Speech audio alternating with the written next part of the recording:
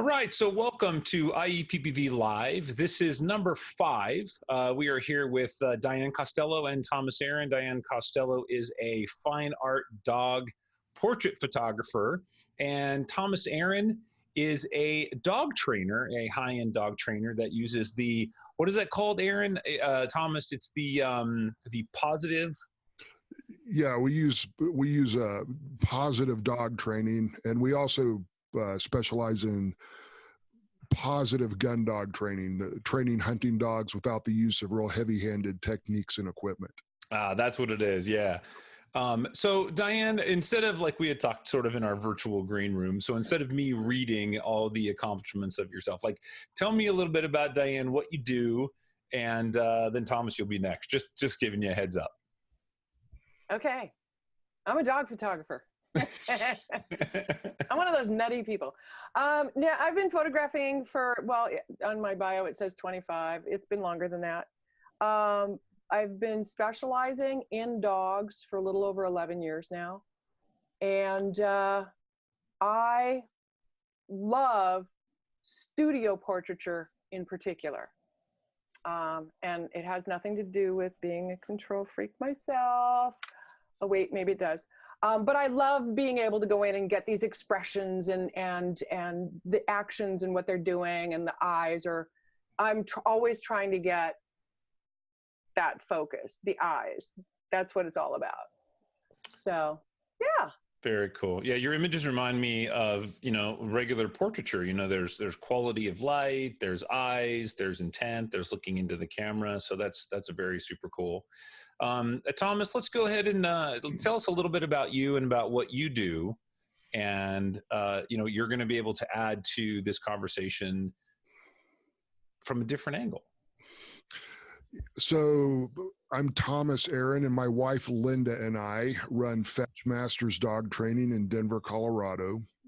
We train about 1,000 pet dogs a year and about 100 hunting dogs a year. We specialize in high performance obedience, as I mentioned earlier, positive gun dog training, and we also do a lot of behavior modification for dogs with issues.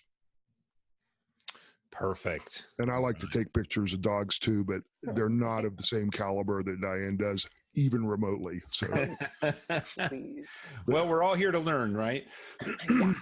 So, for those of you that have joined us in the Zoom chat, at the bottom you'll see a Q&A button, and you'll see a chat button that you can both use. Some of you have already found the chat button. That's great. The Q&A button, if you have any questions that you want to be answered by our guests, just simply type them in there. The Q&A panel is not for conversation, so don't put in your conversational stuff in there, because we'll just ignore that. But just put in your questions. As we answer them, I'll move them into the answered column. And that way, those who come after you can look in the answered column and see if there's anything that's been answered. And what I'll try to do is I'll try to ask our guests so that they can verbalize the answers if it's something that's a little bit more detailed.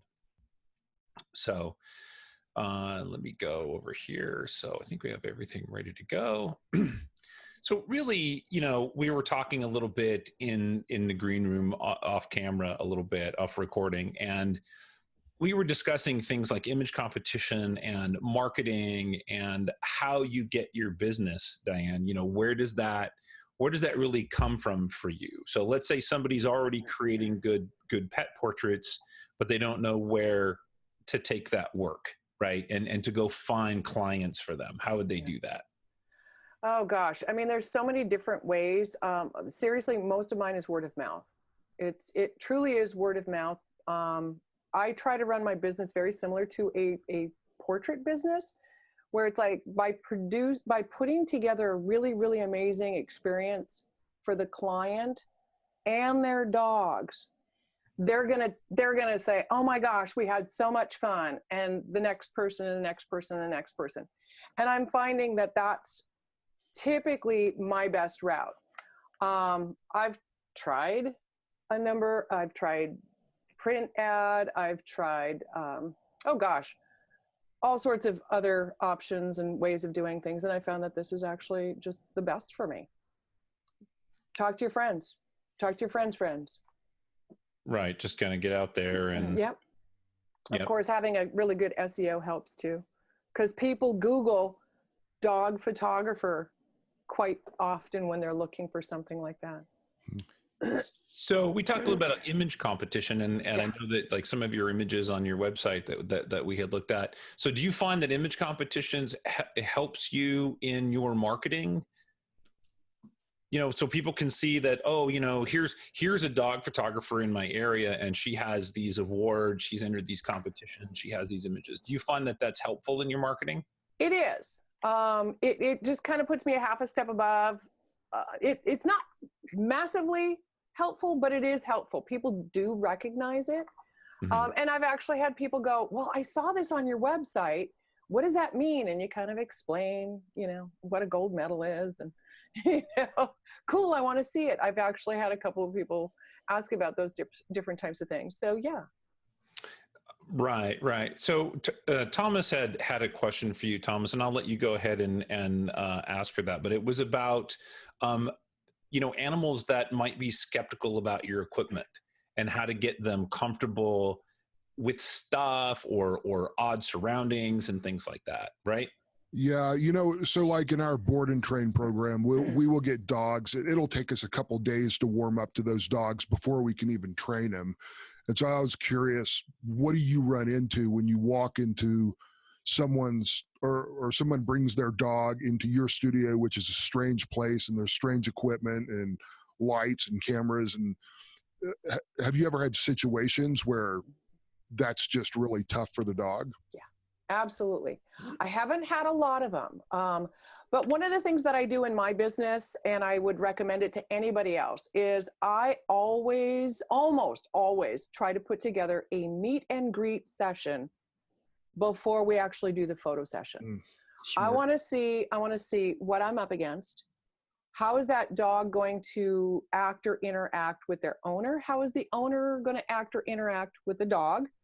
And while I'm there, I mean, I typically do the same thing with almost all my people that come in that I haven't met their dogs before. I don't greet the dog. I greet the owner, come on in, chit chat, talk, have a seat. Can I get you something to drink? And I let the dog approach me.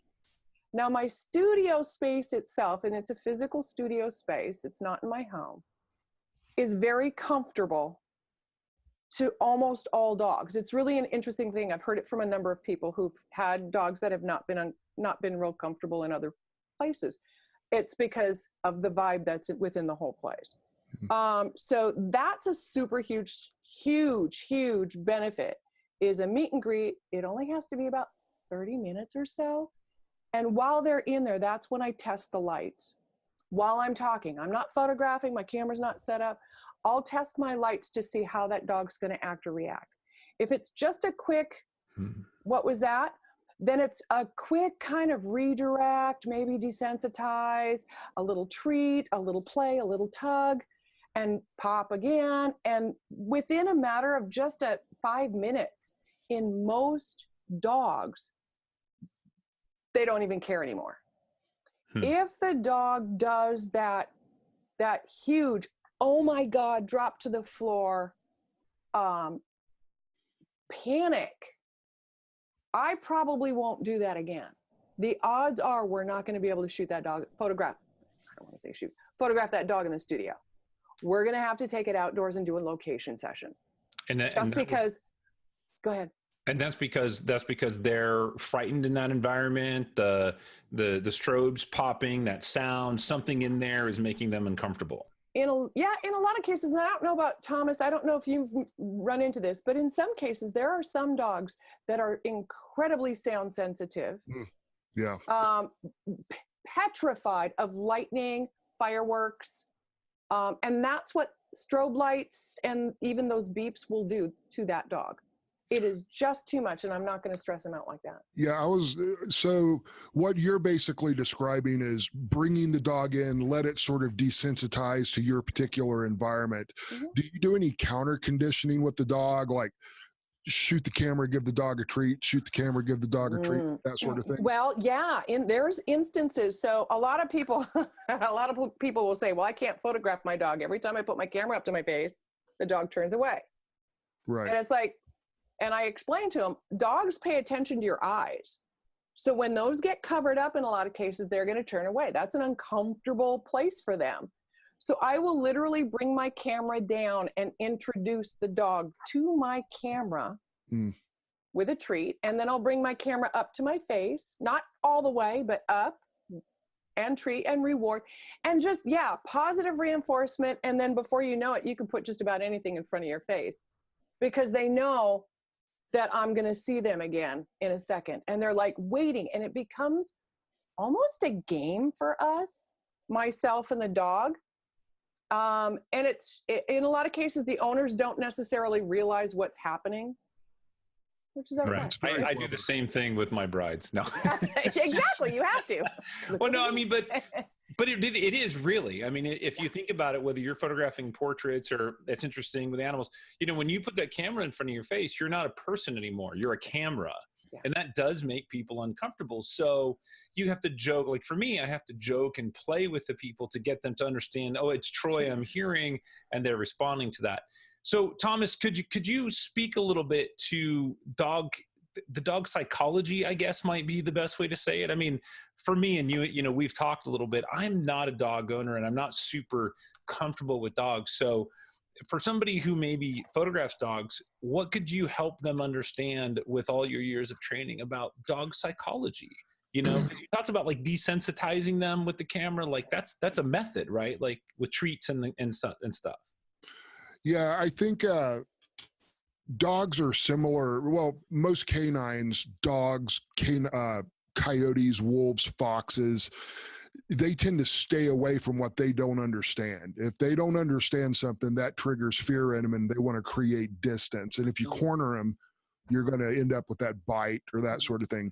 So, you know, I like what Diane's doing, right? She's giving the dog time to meet her on its terms, right? She's letting it desensitize to her environment. She's taking deliberate steps to counter condition the dog to the weird thing coming up and covering your face. She's doing all these things to basically take away that dog's fear, right? And so, yeah, it's pretty brilliant. It's well thought out. So you just really have to sort of test each dog. Some dogs might be a little bit more hyper. Some dogs are going to just be totally mellow. I want to get to one of your photos, Diane, because there's six dogs in there, and I'm going to say they're puppies, right? They're puppies. So that's a little challenging. So we're going to get to that one in a minute. But before we do that, we have a question from Rebecca. So she asks, is pet photography a local business? Does it mean you need a richer, maybe more affluent neighborhood for dog photography? Is it more niche-y, or do you find it really sort of across all? You know, I got to be honest with you. I do not live in a low rent area. I'm 30 minutes south of San Francisco. So my best clients are your working people.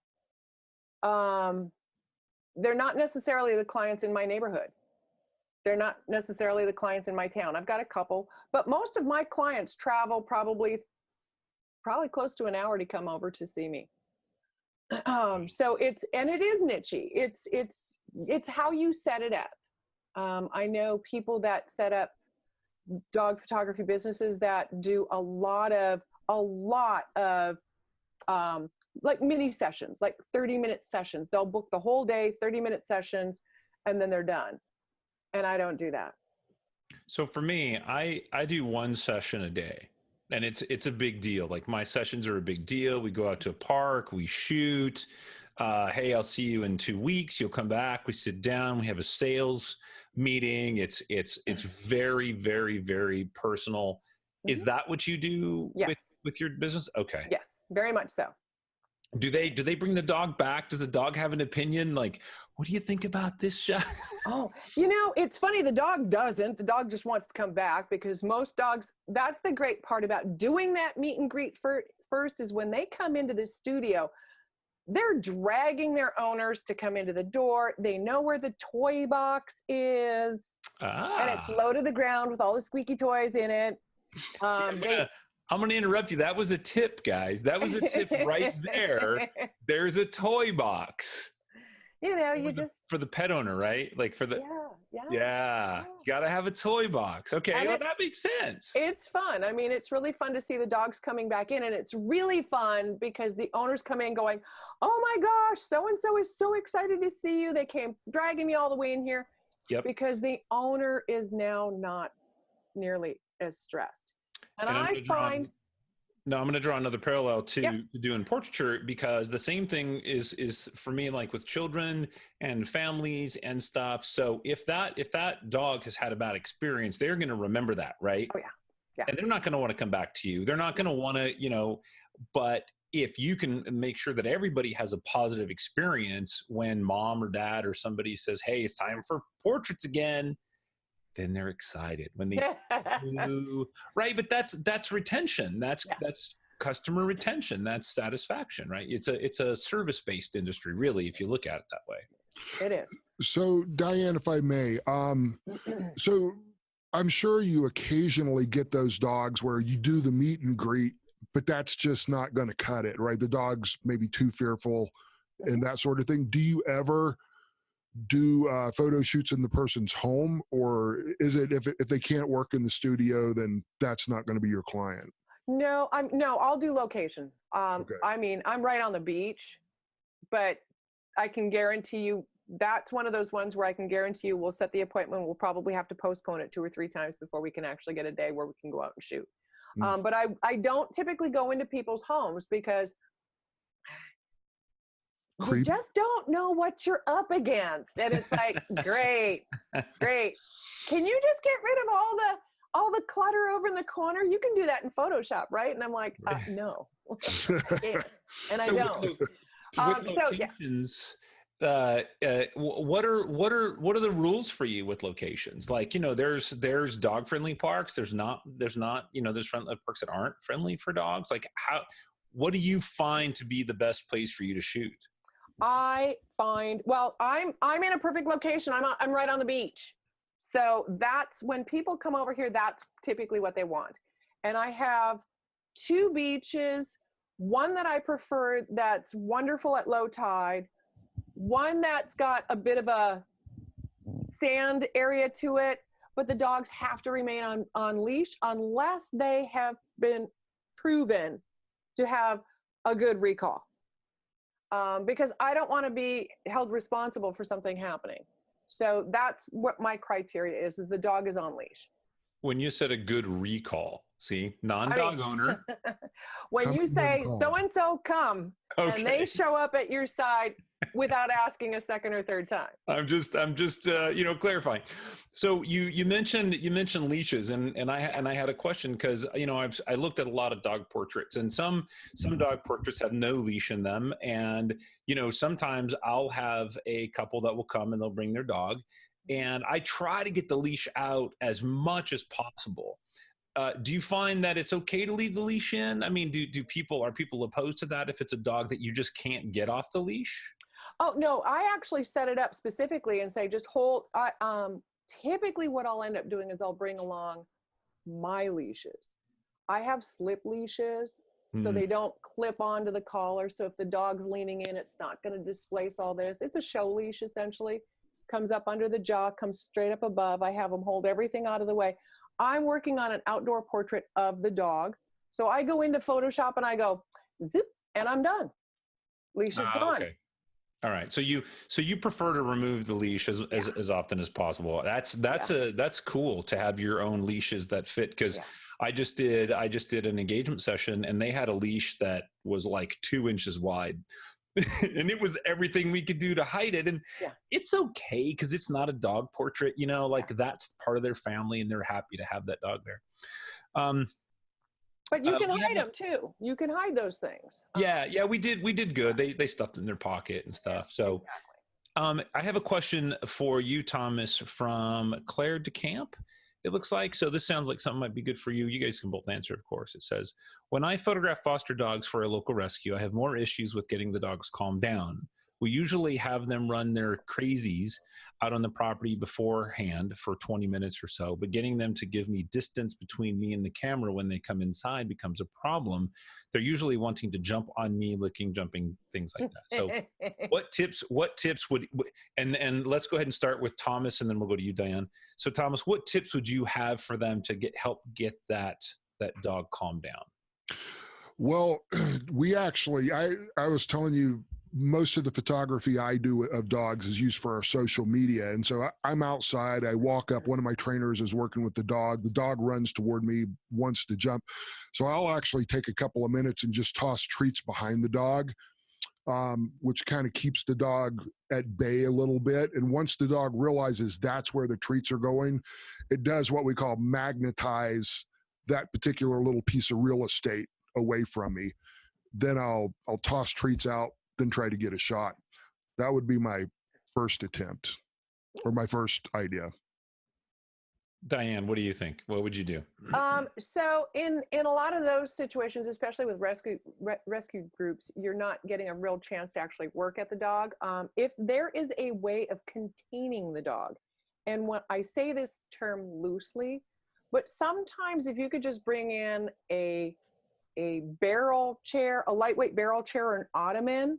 And same thing, what Thomas was saying is you kind of work with them real quick to get them to realize that if they stay in that spot, or the treat goes onto that spot, that becomes theirs. And that's kind of where they're going to sit and stay. The other thing that I'll do, because I have run into that where I've literally had to shoot at arm's length, holding the dog in the chest for just a second, I shoot with a wide angle, straight on. Wide angle straight on is not going to distort the animal at all, which is really great. But I'm like holding it right there, holding the dog in place. My hand comes back real fast, click, just right. Because there was no control over those dachshunds. Shh, don't say anything. I want to talk a little bit about some of your images. And before we do that, I'm looking at them now and I noticed that you spend a lot of time shooting at the dog's eye level. Yes. Right. So that's very intentional for you, yes. I assume, is that you get down. Same thing with photographing humans. We like to look in the eyes. When I started doing some research online and looking at just dog portraits in general, I noticed maybe 80% or better was the human's perspective of the dog. Right. It's like we're looking down and they're looking up, which can be cute. But I noticed that most of your images are very much from a portrait perspective of the dog. So let me go ahead and jump in here. I am going to actually share your website so that we can have a look at some of your images, because you've got some fantastic imagery on here. So this is cute. So are you laying on the ground during this? Is that how you do this? No. I will do that with really big dogs. She was an 8-week-old she's pretty much a white lab, but yellow lab. So she wasn't that big, right? This is on a 3-foot square piece of plexi on a 3-foot square ottoman. Oh, wow. So yeah, I usually try to bring the little dogs up off the ground. Just a little bit. Owner's right there by her side. So yeah. I love this. This is just, so was this a pose that you tried to get with this dog, or did it just sort of happen? Like you got him up there and you're like, oh my gosh, he looks he got up there and just did exactly that. So you got to be prepared. Yeah. He was and he just sat there too. He was this dude, I'm loving this, man. Yeah. He looks like he needs a pipe. Yes. Yeah. Yeah. Or cigar. And he's got that one little snaggle tooth going up. It's like, yeah. You need to Photoshop that dog photo, that famous dog photo of them all playing poker in the back on the wall back there or something. See, this is the Burt Reynolds one. This is the cosmopolitan, the cosmopolitan man right here. And boxers don't hold still usually, so yes, they do. Yes, they do. Yeah, surprisingly enough. So, we were talking about this image, and this is just such an amazing image. First off, I'm going to say right away, we know it's not Photoshop, right? We talked about that. Right. But tell me a little bit about this image and how it was made, because one of the things that I'm noticing right away is each of the dogs are pretty much got a different head tilt, just like what we would do in person. You're making eye contact with the middle three. The other ones are looking off. Like, tell me a little bit about how this happened.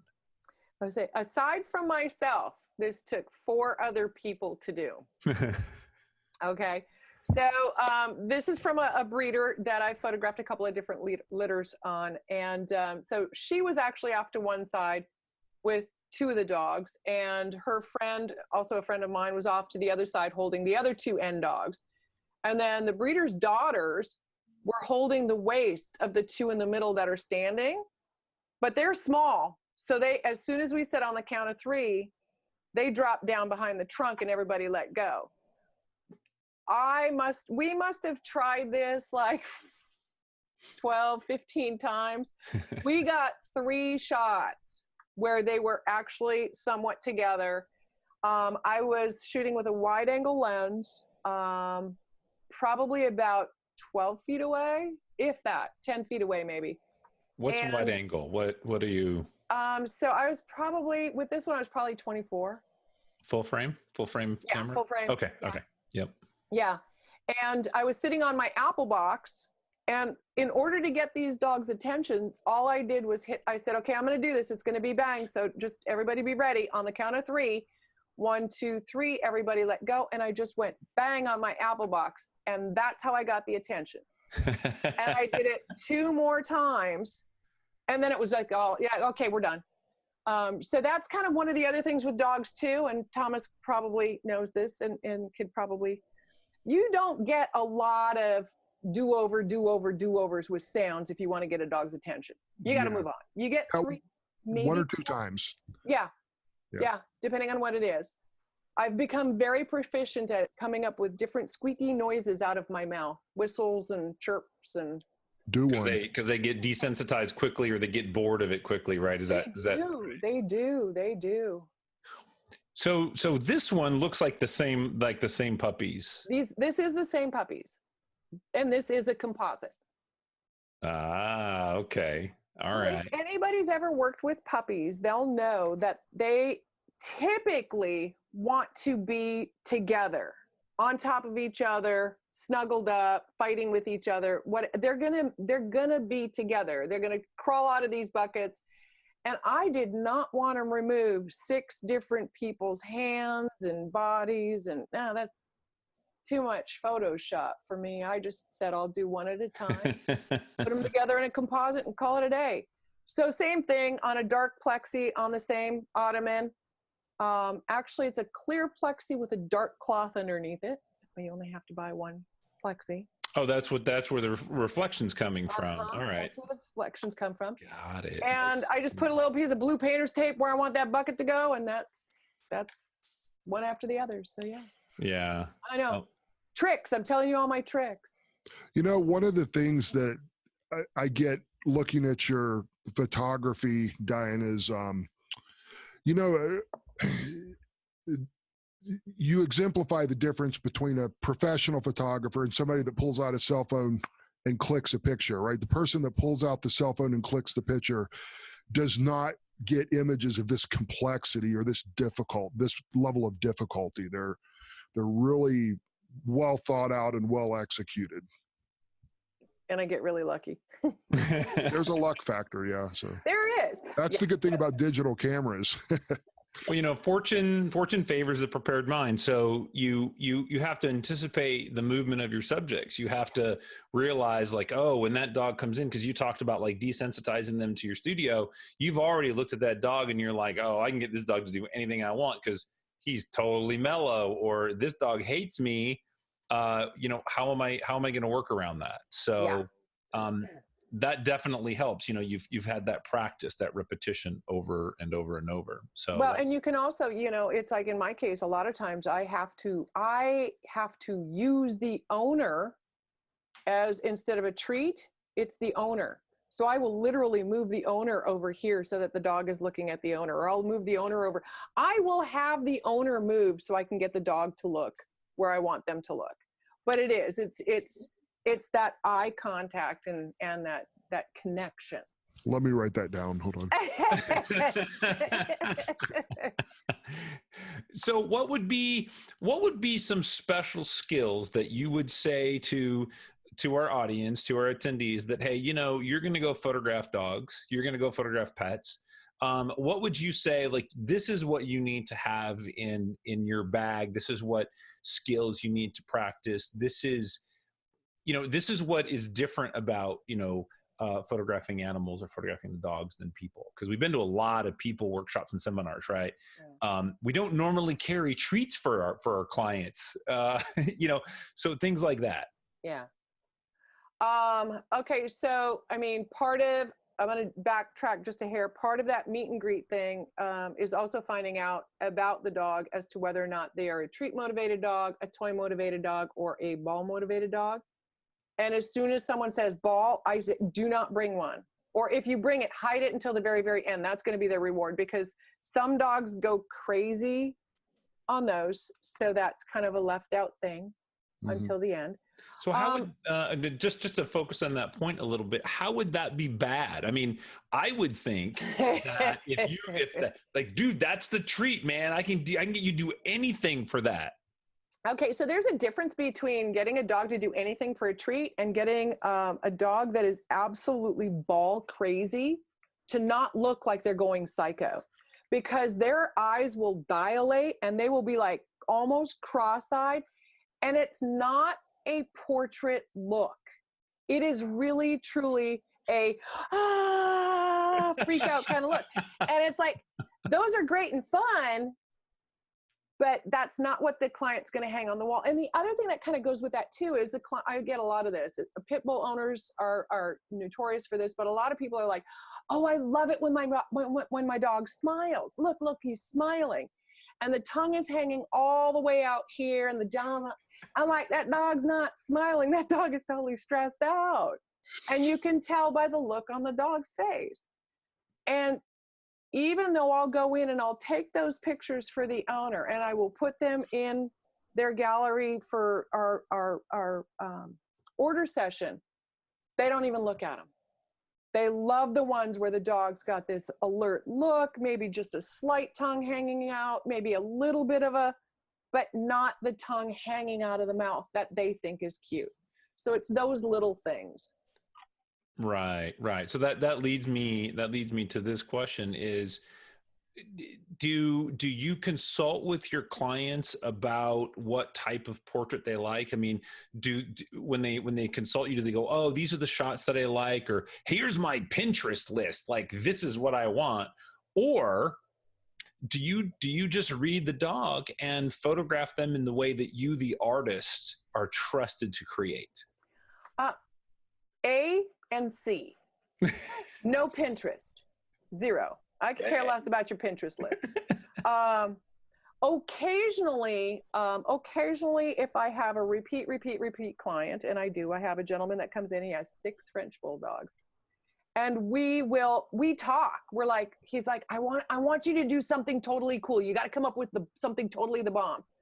And we'll talk about different possibilities and different ideas.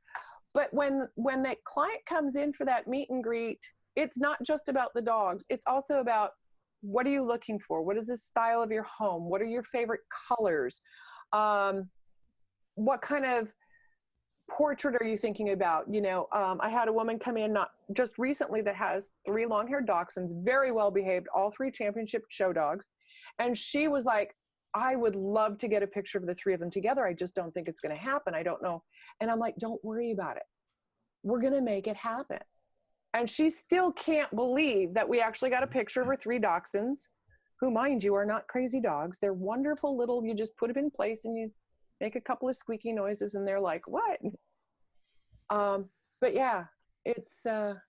So speaking a little bit, about your business, what is the product that is the most popular for you? Like, what are you, so you do the shoot, they come back, as business people, we all like, okay, like I like wall portraits. I do wedding albums. What is that product for you? What does that look like? Wall portraits. Wall portraits. Wall portraits. And the largest that I've done for someone other than myself is a 40 by 60. Wow. Oh, wow. Well, 40 by 60 canvas. And those are typically, those large canvases are typically when we're in an outdoor location, typically at the beach. So we have that, there's a timelessness to it. But yeah, otherwise it's wall portraits in the house. So how did you initially build your portfolio to get to where you are today? I mean, you know, we all need to put in time. We all need to spend time shooting and creating. Did you mentor with somebody? Did you just like, you woke up one day and said, you know, I'm not going to be an accountant anymore? I have no, I'm just making this up. Right. But like, well, you know, what was your decision-making process, you know, and then how did you do that? Well, so I finally got to the point where I wasn't going to commute anymore. So I said, yeah, so long, high tech.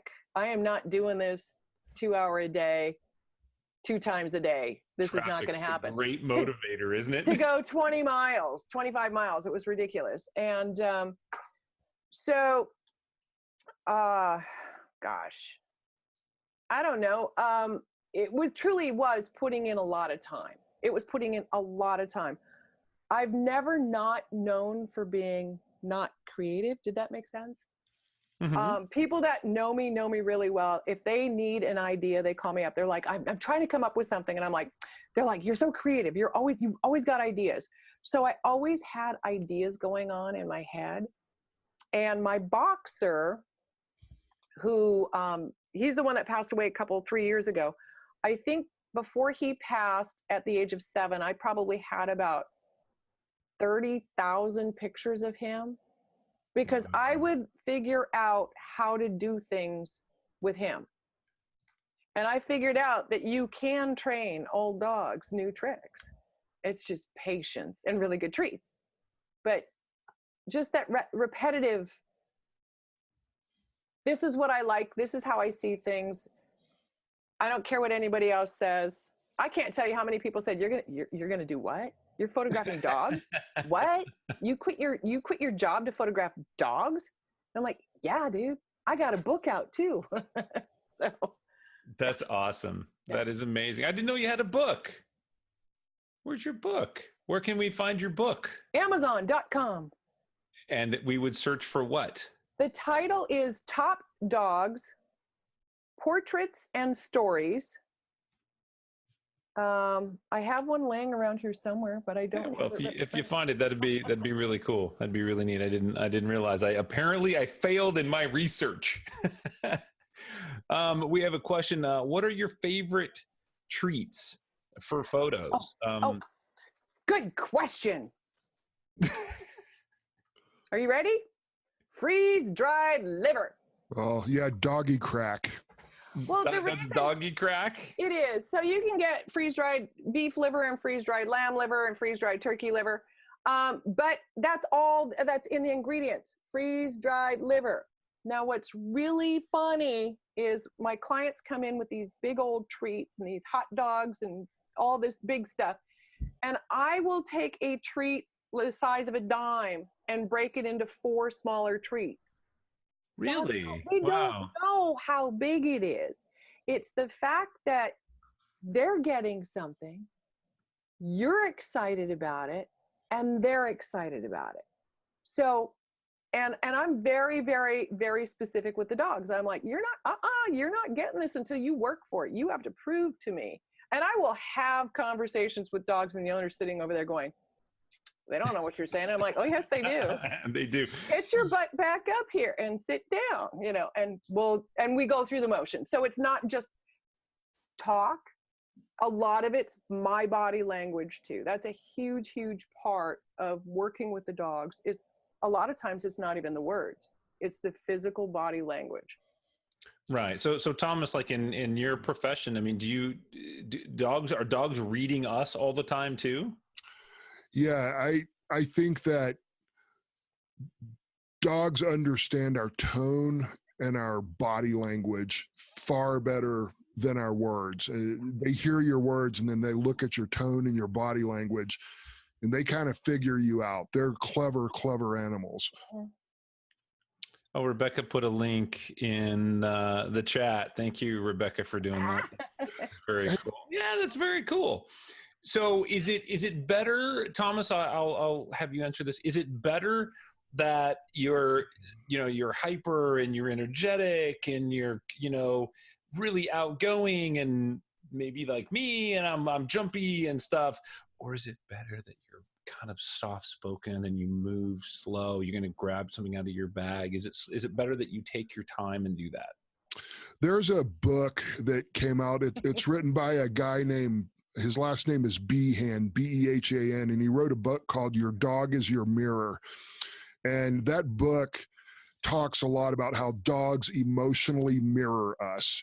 And so what we find in the dog training world is, if you want to raise a dog's energy level, you can start getting giddy. If you need to lower that level, you lower your own energy level, and they will mirror you.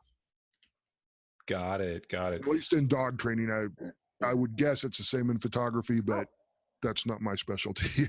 Dan, what's your approach? I mean, I've spoken with you a few times, and we even just now, you're energetic.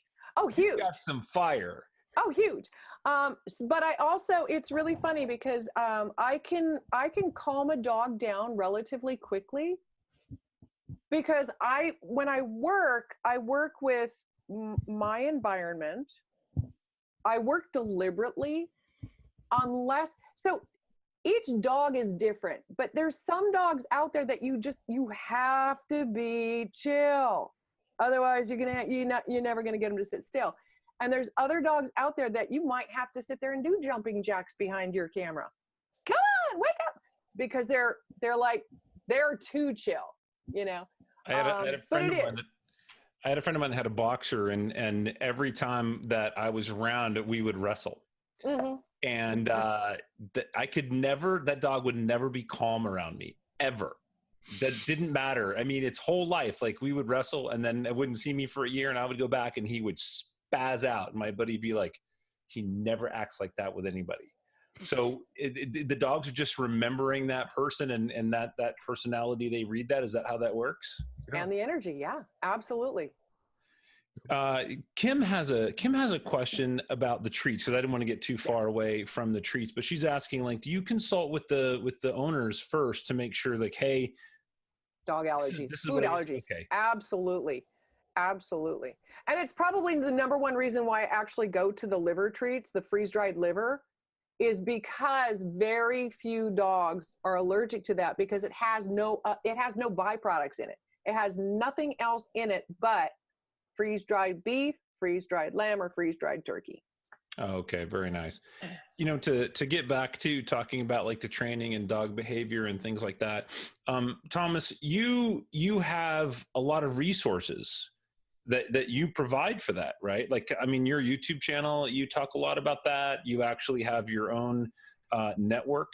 Can you tell us a little bit about that? Because I think that's really interesting, that if somebody wants to really up their game on setting themselves above other pet photographers, right? Like, the better they understand that animal, the better they're going to be able to do, right? And get the images that maybe nobody else can get. Yeah. I mean, I think, like, I still always learn things about dogs. I always dogs are like people. There's a endless variety of personalities. And so, I think being a part of dog related groups or dog behavior related groups on, social media or that sort of thing can certainly be a good thing. But there's a lot to be said for experience, just working with a lot of dogs. And I think, in my mind, that's kind of where you really become a quote unquote dog person, right? It's not just liking dogs, it's understanding dogs. And to me, experience is one of the biggest teachers. Well, Thomas, now you're being a little humble, because you have, I mean, what I'm suggesting is that there's individuals out there that should come check you out. Sure. Where do they find you? You want me to self-promote? Okay. Yeah, but it's not really. And to be honest, like, you're my friend, and not to promote, the business aspect of what you do, but you offer a lot of free resources, your YouTube channel. So share a little bit about that, because I think that, like anybody, you know, we all want to learn our craft better. Right. And I trolled your channel. I watched the videos of you playing with the puppies, and I'm like, I didn't know you could. So, you know, go ahead and share a little bit about that, because I just want to make sure people have as many resources as possible. Yeah. I mean, you know, I guess we put probably one of the biggest resources we have is our blog, right? So if you go to fetchmasters.com and click the blog link, I try to, you know, myself and another writer, we try to put stuff up there pretty regularly, to just free information to help people better understand dogs. We have our Mighty Networks group, which is Positive Gun Dog Training Pro. So if they go to positivegundogtraining.com/pro, they can come in there and see how that's actually a really good group if you want to learn how to really deal with high energy driven dogs. So those are probably the main ones, is our blog and the Positive Gun Dog Training Pro group. Perfect. And to kind of lead with that, Diane, what resources, whether, you know, it's books or blogs or podcasts, or whether it's yours or somebody else's, like, where would you suggest that people go and look to follow, to train themselves, to learn more? You know, it's really funny, and it sounds really dorky, but one really, really great place to go as a photographer is a dog park. And watch how the dogs interact with other dogs, watch how the dogs interact with people. And then, you know, just go and watch. First of all, it's kind of fun. But yeah, I mean, there's, you know, like Thomas said, there's so much information out there. Finding the right stuff. I would definitely check out his blog for the training aspects of things, because you're not going to necessarily learn this stuff on Facebook. Not correctly. It's a lot of, I come from a horse background, so to me, dogs are just short horses. Horses are big dogs. They're very similar, and so if you let them push you around, they will. But you don't have to be nasty to them to prevent them from pushing you around. You just create your space, and you just basically say, "This is mine," because they kind of do the same thing. So yeah, it's really physically doing. And if you have your own dog, start there. Your own dog will teach you more than you could possibly imagine, given the opportunity, but you got to be willing to listen. You really do. It sounds exciting. So we have another question from Claire. Dogs can be fast and fussy. Getting that shot just right can be tricky, especially if you're trying to minimize the clutter in the background, park or indoors. What basically settings, minimum shutter speed, aperture, etc., do you try to stick with? So I know that we had some conversations, Thomas, where, you know, you had some challenges. What is it? Last year, I think it was, where you had some dogs that were running. Was that? Yeah. So most of my shots, a lot of my shots are action shots of dogs running toward you or that sort of thing. And yeah, it took me a while to really dial in being able to get a sharp image of that. Mm-hmm. Mm-hmm. Yeah, it does. It does. It even now. But you always want to remember, just in kind of a general form, I always look at least 2 times the longest focal length of my lens. So if I'm shooting with a 200 millimeter lens, I want to shoot at no less than 1/400th of a second. Usually more if I can. How much attention do you pay to the depth of field that you're shooting at? Because I found that I had to really start thinking about that depth of field in order to start getting more tack sharp images. So I come from a portrait background, and I like to shoot at no less than f8. So for me to actually go down to like 5.6 and f4 is really a challenge. I do it more and more when I know that my animal's not moving so much, but I'll shoot a lot at 5.6. And with a 200 millimeter lens, you still have some beautiful compression. It's not going to blow or fuzz everything out. But that's the thing, is a lot of people go out with these really fast lenses, 1.2, for example, and they put it down to 1.2 and they wonder why things are blurry. Well, Right. 1.2 lens's focal length is about like that. So the eye's sharp and the nose is bokeh. Awesome. Yeah, I love those. You know, and for myself, I mean, there's people out there that's what their style is and that's what they do. For myself, it's like that has to be in focus from the tip of the nose to the back of the ear. And if it's not, I got to change my f-stop. And so I'll just bump my ISO one more, you know, I'll go from 200 to 400. That'll give me another whole stop, and it'll give me a whole bunch more Speed, yeah. on my shutter. Right, So, yeah. right. So what would you say is a minimum shutter speed that you work with? Do you have when you go out there? I'm in the studio. I shoot at f9 to f11, and I shoot at 1/25th of a second. Well, okay, so That's it. so 1/25th. I was photographing this evil little puppy. He wasn't evil. He just didn't like me. That dude moved so fast. 1/25th of a second wasn't enough because he would change directions like that. So I had to shoot it to 1/250th, right? So I'm like, all right, if I want to get this little guy moving, I've got to shoot a little bit faster shutter speed. So, but because you, like you said, you shoot a lot in the studio, so that makes sense. 1/25. Yeah. But outdoors, outdoors it's usually f5.6, f8, and usually about, I want to try to keep it in that 3 to 400, 1/400th of a second. Right. Somewhere in there. Now, Diane, you and I talked, and I know Thomas feels about this the same. You know, gear doesn't really matter. No. But we all love to talk about gear. Yeah, I got a new Hasselblad. Yeah, so let's talk a little bit about one. what gear you're using on your day to day. Like, what does your go-to bag look like? So my go-to bag looks like this: camera body, 7200 2.8 lens. If I'm not walking far, if I'm doing a 3-hour hike, I'm using my 7200 f4 because it weighs half as much. What's the camera body? I don't know, whichever one I have with me. It's either a 5D, it's either a 5D3 or a 5D4. Usually, right, lately it's been the 5D4. You got to be careful. I got to stop here. You have to be careful because I have had Troy say some mean things to me about my 5D3. They weren't mean. Yeah, but I have a Hasselblad that I'm shooting with now too.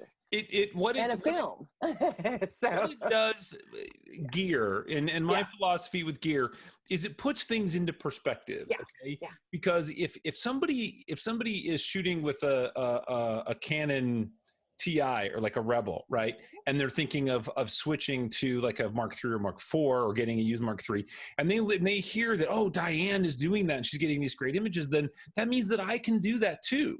Yeah. Right. That's a comparison. Yeah. I mean, one of the things that I flat up tell people right away is, look, if you want to get into dog photography, don't get in it and get that lens or that body because so-and-so said so. Right. Put in your time and use what you have, because that's going to help you figure out what you like or don't like. Do you like to shoot wide angle? Do you like to shoot tight? You know, if you like to shoot wide angle and you're going out and buying a 7200 lens, you just dropped $2,500 that you ain't gonna use. You want, right. You know, it's kind of one of those things. And so I try to really, really, really push new people that are coming in. I say, you have to put in the time. And my first, some of my first and really great images were with a Rebel XSI. Mm-hmm. There you go. Done. It's not what it is. It's the fact that you're learning how to use it. It's a tool. A wrench is a wrench, right? Kind of. A tape measure is a tape measure. Kind if of. you don't use it right, you're going to screw up. How's that?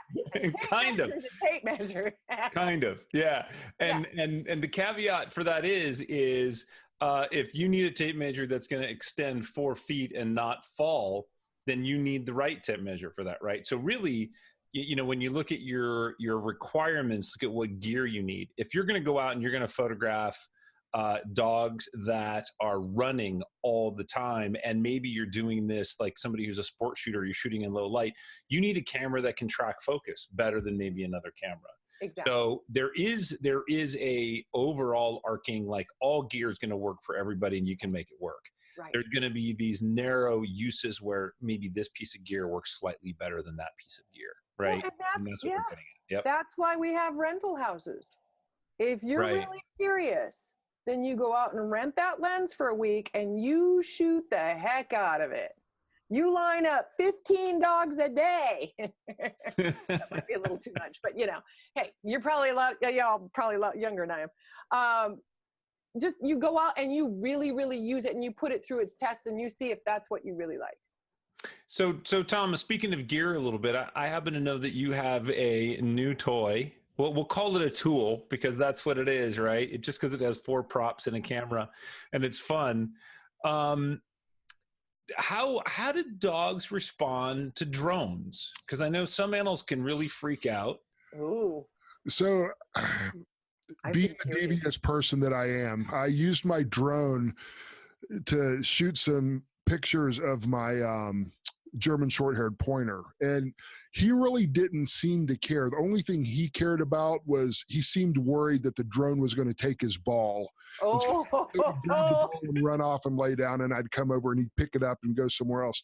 But he didn't seem particularly scared of it. But I did get this really nice video of my lab. I was flying over, or flying, and she came running under it and in front of it, and it was just this amazing shot. So I'm anxious to see what I can do with dogs and drones, but yeah, I imagine it would scare some dogs if you're not careful. You might want to keep that, dogs and drones. It sounds kind of cool. I'm gonna go buy that URL now. There you go. Right. New market, niche market. I'm leaving the meeting. I got something I need to do. I love it. Yeah. You know, speaking of gear, you know, Joshua makes a really good point. He says, if you want to upgrade, you should know specifically why or what the gear will need, and you know, basically what fits your purpose. That's super important. I mean, it's like, I can't tell you how many thousands of dollars that I've spent over the years on stuff that I don't use because I believed that I needed it at the time, and then I got it home and I tried it out and I went, well, this doesn't work for me. Yeah, it's I'm don't waste your money. I'm sort of challenged right now. I'm sort of refocusing my gear. I went from like the D5, so that would be like in Canon, that'd be like the 1DX Mark II, right? And these things are wicked fast focusing. And I'm playing with the Nikon mirrorless. I had the Sony mirrorless, and I'm struggling with them being ever so slightly slower at focusing. And it's just killing me because it's ever so slight, but I can feel it. No. So it's one of those things. Rebecca has a question. She says, in short, what qualities or personalities a person should have to be successful as a dog photographer? So like, oh my gosh, what would be some of the outlines? I mean, first of all, you cannot be afraid of dogs. I mean, you can't be nervous around them. You just, they know these things. You have to be a very confident person. Right. And move slow if you want them to go slow, and move fast if you want them to move fast. What do you think, Thomas? What would you think? Qualities? Well, I mean, we're sitting here looking at a highly skilled dog photographer, right? And so I'm sitting here thinking, okay, what am I learning about Diane while we're doing this? And a couple of things that I've picked out that I see parallels in the dog training world is, number one, she's kind of energetic, which that's good. That'll charge a dog up. She's and we didn't talk about this, so Diane, I'm not sure whether your understanding of dogs and their behavior, if what you understand from that is from studies or just from experience, I don't know, but you're astute, right? You got to be astute. You got to be an observer of dogs. I think, if I'm looking at Diane and going, okay, here's what a great dog photographer is like. So I would say astute. You have to be patient. You can't rush a dog. If you do, it'll shut down. It's like working with a toddler. Yeah, it's like working with a toddler. So patient, astute. It's the ability to be energetic. Yeah. I mean, it's a lot like what we do with portrait photography. I mean, it's literally being knowledgeable about your craft and being able to read the scene and know, like, this person is not comfortable being photographed, or this person is very extrovert. I want to make them climb a tree, right? Like, you have to be able to read your subject. Sure. Yeah. I wanted to go back a little bit because we got to really talking about imagery, and we got to talking about marketing and all that kind of stuff, and just to talking about gear got me thinking on some of these images that you have on your website. And I'm going to go ahead and very quickly share, because we're at the hour, so we'll just wrap up here fairly quickly. Let's go back, because I really like this dog right here. I have no idea what kind of dog that is, but I love that guy. Cane Corso. Okay, whatever you say. Corso. What level of editing are you putting into these images? Because you obviously have, when we talk about portraits, you obviously have very intentional direction of light. You have high quality light. And then when it's all said and done, what is your retouching method? We all have our own, for our portrait clients and whatnot. Like, y'all are gonna shoot me because I hate editing. I will do very, very light editing. Usually it's just a little tonal quality control, little light, little dark, little shadow. That's about it. And I'll go in and remove the little excess hairs, maybe a little drool that shouldn't be in the right spot, or an eye gloobie, but not a whole lot. I want to try to get it as right as I possibly can in camera, so I don't have to deal with it. This guy just makes me laugh. Sorry. I know, right? I was just. And it's so sad when the owner says it's the ugliest dog ever, and I'm like, you've got to be kidding me! It's the cutest dog I've ever seen. I was like, I'm going to look at the image and I'm going to formulate a question, and you giggle. I don't know. He's just funny. Because he's like, seriously, really? So that Cane Corso, the big dog, was a puppy. He was 10 months old. These guys are puppies. They're about 4 months old. I love working with puppies. Do you get a lot more puppies than adult dogs? What do you think your average is, like, the clients are looking? It's probably a little bit more over towards, it's probably about 55 to 60% puppy over or adult dog. Okay.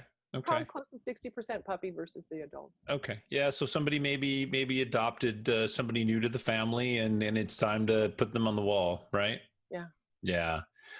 So we'll go ahead, and we have one more question. So if you guys have any questions, we're going to wrap up here pretty soon. So go ahead and throw those in the Q&A really quick, and then we'll get our guests to answer those.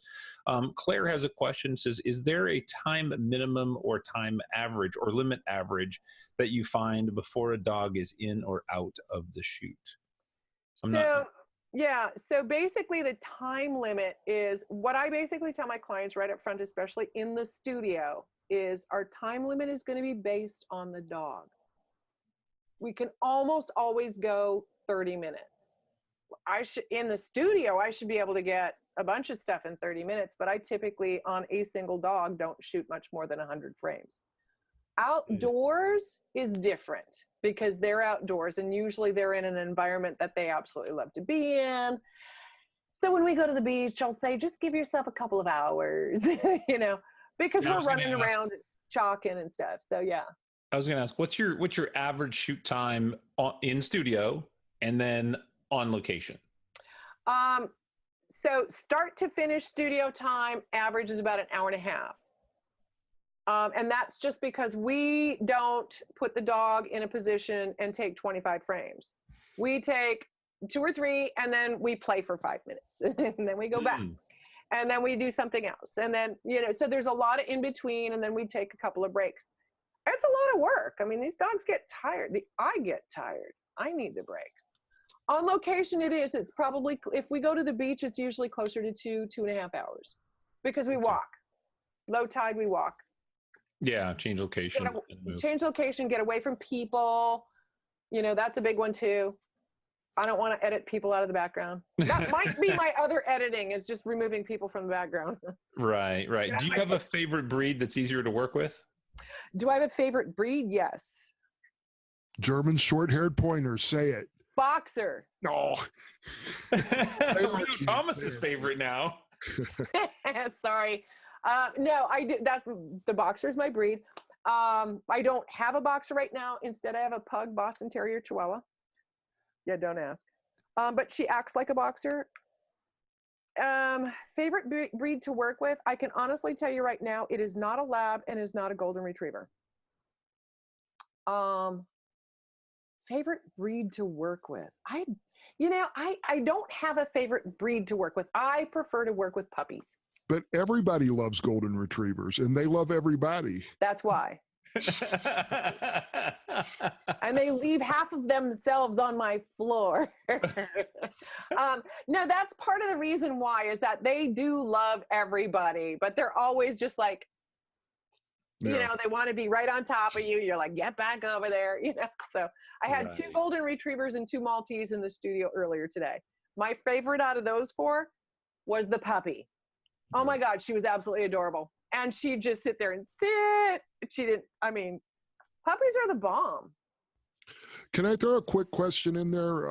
Absolutely. So when we were talking about editing time, Troy can attest to this. So in TWIP Pro, there's like an exodus going on away from Photoshop. And I realize it's still the industry standard, but in the photographic world, it's not the only game in town anymore. There's Capture One, Affinity Photo, Luminar, and a bunch of stuff. Do you experiment with any other software, or are you just strictly staying with Lightroom and Photoshop for now? Oh, no. I also dabble in Capture One. It had been a while since I was messing with it, but I actually just got back on board and have been they've done some changes to it over the past 3 or 4, 5 generations that I'm starting to really, really like what I'm seeing. And then because I do a lot of black and white film too, I do my own scanning, and that's a whole different ball of wax. And then that just goes into Photoshop for touch up and clean up, and that's it. But I don't do a lot of, I do use a Photoshop because I do go in and do those composites, and that just makes it really super easy, but I don't really mess with them. No. Very cool. Okay. Well, hey, we're going to go ahead and wrap up. Nice. Let's just sort of end this with a little bit of advice from each of you. Thomas, let's have you go ahead and go first. If you have anything that you want to just suggest to the people that are watching, resources that they can go to, things that, wisdom that you want to impart, a favorite saying, a music quote, any whatever you want. Oh my God. Wow. The pressures. I don't know. I will say that I'm actually really inspired. Dogs are kind of not only my job, but kind of my love. And so I'm really inspired looking at your photography and talking about how you do what you do. And it's interesting seeing the parallels, but in my mind, dogs give an endless number of possibilities and opportunities for photography. They're always changing. They're always moving. They always have, this look in their eyes or that look in their eyes. So, yeah, I don't know. I don't know that I have anything super inspiring, but I know I'm inspired to go out and take more shots and break out that old 5D Mark III and take that lens cap off, right, Troy? And yeah. There you go. Yeah. We still Frederick saying. Diane, how about you? Oh my gosh. Again, just take your time. Take your time. Put in the time. It's kind of one of those things where you're not gonna become a top end athlete if you don't put in the time. You're not gonna be a top end photographer if you don't put in the time. And you've got to photograph what you love. So it cracked me up right here. So Joshua wrote in the notes, yeah, I'm glad I shoot fat, lazy animals like alligators. I'm like, cool, good for you.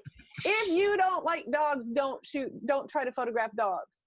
You know, Right. if you are a cat person, specialize in that, man. Those cats are pretty cool. I can't photograph cats. I'm allergic to them. Right. And I'm not going to touch a lizard. Well, you know what? We've got Joshua to do that. So Yeah, there you go. That's great. Yeah. I'm gonna wrap up with a little bit of IEPPV business, some announcements. Tomorrow night we have our awards presentation, and we have a World of Portraiture workshop that we're going to be doing at Eagle Glen. For those of you who are IEPPV members, can do that. Then we're going to, May 19th, we have IEPPV's doing a plunge into the world of underwater photography with Rebecca Lee and Nick Smith. We're going to be doing that. June 1st, we're doing night photography in Anza Borrego. And then June 8th, we have Diane Costello. Going to come down, hang out, take some portraits, teach some dog stuff in person. So make you all take portraits. I'm just going to sit back and watch. Yep. So Diane will be here June 8th. That's going to be really cool. And then our next IEPPV Live, which is basically what we're doing right now, a month from today, which would be June 11th, we're going to have Tim Inkle from the Twit Pro community. He's going to be talking about fashion. Basically, what he's going to be talking about is how to photograph and how to light, all on a shoestring budget with things from Costco and Home Depot, and it's smoke and mirrors, man. I got to tell you, this guy is brilliant with light. So come check that out. Thank you very much, Diane and Thomas, for coming on. Thank you. I appreciate all of your info. You guys will be able to go find out more from Diane and Thomas by following their links. I will put that on the YouTube channel. Once I get the video all edited, I'll put all that stuff in the description so you guys can follow them and stalk them there. I am going to say goodbye to the YouTube stream. I'm going to stop that now, and I'm going to stop recording.